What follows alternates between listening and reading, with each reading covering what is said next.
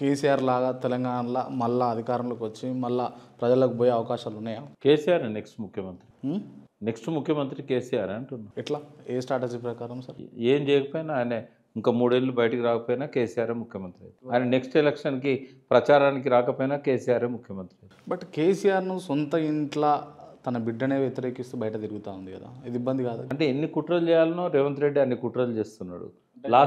Last అస్త్రం అది కూడా వాడిండు ఆయన. అంటే కవితతోటి కుట్ర చేయిస్తుంది రేవంత్ రెడ్డినా? నేనైతే బలంగా నమ్ముతున్నా. జనం నమ్మినా నమ్మకపోయినా నేనైతే బలంగా నమ్ముతున్నా. కవిత వెనకాల ఉంది రేవంత్ రెడ్డి అంటారు మీరు? లేకపోతే ఆమె ఎదురు తిరగాల్సిన అవసరం ఏంది? అంటే తండ్రి కంటే రేవంత్ రెడ్డి ఎక్కువ అయిపోతాడా?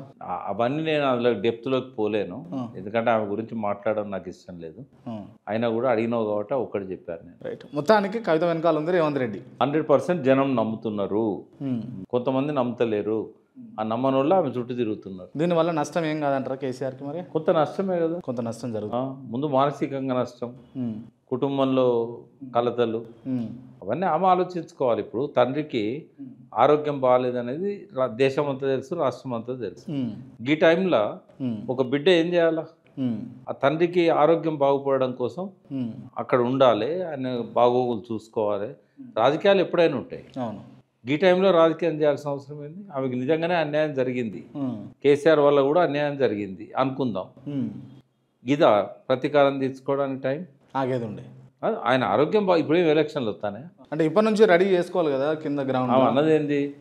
నా ఓటమికి పార్టీయే కారణం. ఎమ్మెల్యేలు వ్యతిరేకంగా ఉన్నా కూడా వాళ్ళని ఆపలేకపోయారు, నాకు అనుకూలంగా చేయలేకపోయారు. డైరెక్ట్ అటాక్ ఫాదర్ మీదనే కదా ఆమెది, ఆయన ఏం పట్టించుకోలేదు అనేది కదా. ఇది ఆ టైం అంటున్నాను నేను. నిజంగానే ఆమె గ్రీవియన్స్లో అర్థం ఉండొచ్చు, బట్ ఇది ఆ టైం. రైట్. ఓకే సార్, ఫైనల్గా అంటే యాక్చువల్లీ ఈ వీడియో టెలికాస్ట్ అయ్యే టైంకు రిజల్ట్ కూడా వస్తుంది. మీరు ఇప్పుడు ఈరోజు ఏమనుకుంటారు, ఎవరు గెలుస్తారు అనుకుంటారు? అంటే ఎన్నికలు ఇట్లనే జరిగితే ఇక ముందు డబ్బున్నోడు మాత్రమే అర్హుడు ఎన్నికలకు. ఎందుకంటే చీరలకు డబ్బులకు ఓటు పడడం ఒక ఎత్తు అయితే, అధికారం ఉంది కదా అని ఎలక్షన్ కమిషన్ కూడా కంప్లీట్ కంట్రోల్ చేయగలిగాడు రేవంత్ రెడ్డి. ఇప్పుడు బీజేపీ చేతిలో ఉండాలి ఎలక్షన్ కమిషన్. బీజేపీ వాళ్ళు ఇచ్చిన దరఖాస్తుకే పట్టింపు లేదు ఆడ. అంటే ఈ రాష్ట్రంలో మాత్రం ఎలక్షన్ కమిషన్ రేవంత్ రెడ్డి చేతిలో ఉంటుంది, దేశం అంతా బీజేపీ చేతిలో ఉంటుంది. అంత ఫ్రీడమ్ ఇచ్చిండు మోడీ గారు రేవంత్ రెడ్డికి. సో ఇవాళ మీకు తెలుసు, నెల రోజుల కింద కేటీఆర్ గారు 24,000 దొంగోట్లను చేర్చారు.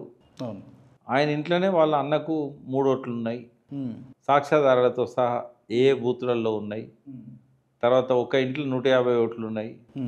సిరిసిల్ల అతనికి ఇక్కడ ఓటు ఎట్లా వచ్చింది, ఇవన్నీ చెప్పిండు కదా.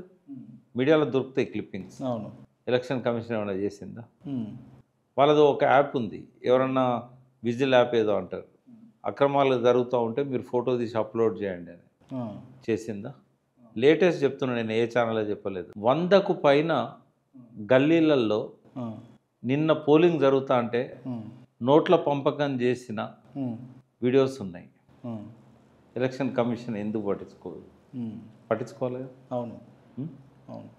నిన్న ఎక్కడ చూస్తే అక్కడ గల్లీలలో ఓట్లు జరిగింది, అందరు తీసిన వీడియోలు. మరి ఎందుకు దాన్ని ఎలక్షన్ కమిషన్ సీరియస్ తీసుకోలేదు?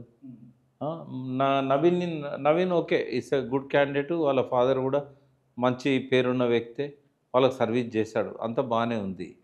మరి ఆయన ఓటర్ స్లిప్పులు పంచుతూ ఉంటే అది ఇల్లీగల్ కదా. ఎలక్షన్ కమిషన్కు వీళ్ళు రెడ్ హ్యాండెడ్గా ఇచ్చారు కదా, వీడియోలు తీసి ఇచ్చారు కదా. ఎందుకు దాని మీద చర్య తీసుకోలేదు? గవర్నర్ లాంటి వాడు కోడ్ను వయోలేట్ చేసి అజారుద్దీన్కు మంత్రి పదవి ప్రమాణ స్వీకారం చేయడానికి అవకాశం ఇచ్చాడు. ఎట్లా ఇస్తాడు? ఒక బీజేపీ పెట్టిన గవర్నరు ఎమ్మెల్సీల కోసం లిస్టు పంపితేనేమో ఆపుతాడు, అజారుద్దీన్కు మంత్రి పదవికి ఎట్లా చేసాడు? ఇప్పుడు ఆయన సాక్షాత్తు జూబ్లీహిల్స్ ఓటరు, జూబ్లీహిల్స్లో క్యాండిడేట్ పోయినసారి జస్ట్ ఏదో 15,000 ఓట్లతో పోయిండు.